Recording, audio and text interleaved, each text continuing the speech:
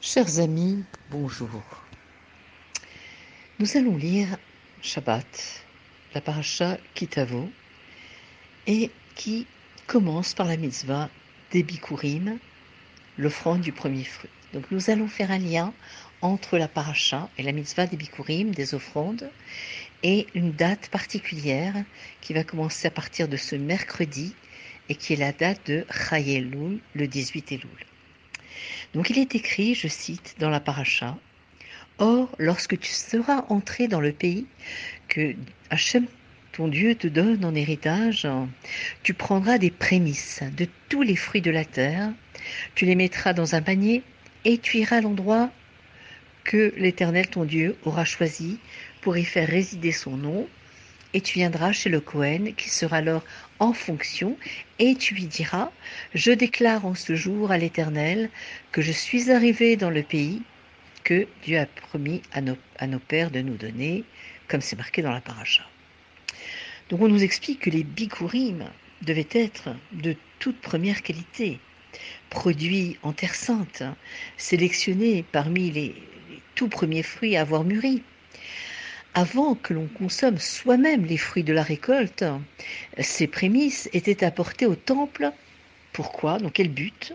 Eh bien, les Hodot, afin d'exprimer notre gratitude à Kadosh Baruch Hu pour nous avoir permis de nous installer en terre d'Israël et pour la bénédiction dont on avait les récoltes. Maïmonide, le Rambam, explique que tout ce qui est consacré à Dieu doit être parmi le meilleur, le plus beau. Et par exemple, lorsqu'un homme décide de construire une synagogue, eh bien celle-ci doit être encore plus belle que sa propre habitation. Lorsqu'on nourrit le pauvre, on doit lui donner des mets parmi les meilleurs, les plus doux de sa table, etc. Le meilleur pour Dieu. Donc, finalement, ces bikurim, ces prémices, en les consacrant, eh bien, c'est en fait, ça devient, on exprime en fait que nos biens, on les destine à Kadosh Baruch Hu, et finalement, quantitativement, cela ne représente peut-être qu'une petite partie de ce qu'on a et de ce que l'on est. Mais le but de tout ce que l'on fait, de tout ce que l'on possède par ailleurs, est de permettre à cette parcelle d'esprit de s'élever au-dessus de la matérialité, bien sûr, que d'offrir dans un but de Kedusha. Eh bien, les Bikurim, finalement, nous enseignent aussi les priorités qu'on doit mettre dans notre vie. Nous sommes pris par le quotidien, etc.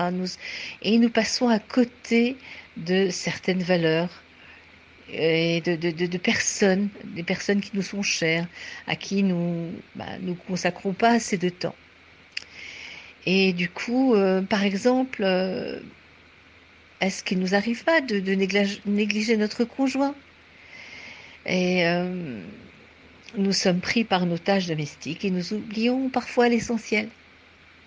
Combien de fois est-ce qu'on consacre du temps à nos enfants et à la fin de notre journée, épuisés, vidés d'énergie, est-ce qu'on est capable de s'intéresser de ce qu'ils font dans leur vie? Donc finalement, ces bikurim, ces offrandes que l'on destine à Kadosh Baruch Hu parmi le meilleur, nous disent de prendre du recul et d'établir des priorités. Le premier est le meilleur de nos fruits, de notre temps, de notre énergie, de nos ressources, doit être consacré à Dieu. Voilà, puisque maintenant on n'a pas le temps, nous n'avons pas les bikurim, eh bien, voilà, consacrer 1 heure ou 2, se dire voilà, ce temps-là, il est pour Dieu. Et d'ailleurs, nos sages comparent les bikurim qui sont semblables à la prière de Modéani. Le matin, au réveil, on récite cette fameuse prière composée de 12 mots qui exprime la gratitude puisque Dieu nous rend notre âme et nous permet de vivre une nouvelle journée. Et donc, les premiers mots que l'on offre à Kadosh Baruch Hu en ouvrant les yeux, eh bien, c'est Modéani, avant même de se laver les mains. D'accord? Donc, a priori, on pourrait se dire que On pourrait la prononcer plus tard.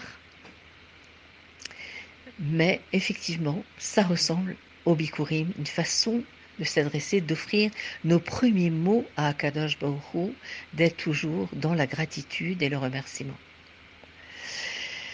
Eh bien, d'ailleurs, c'est la raison profonde pour laquelle le Modéani, puisque nous n'avons pas les mains, nous n'avons pas les mains encore pures, eh bien, nous ne mentionnons pas le nom d'Akadosh Baruch Hu.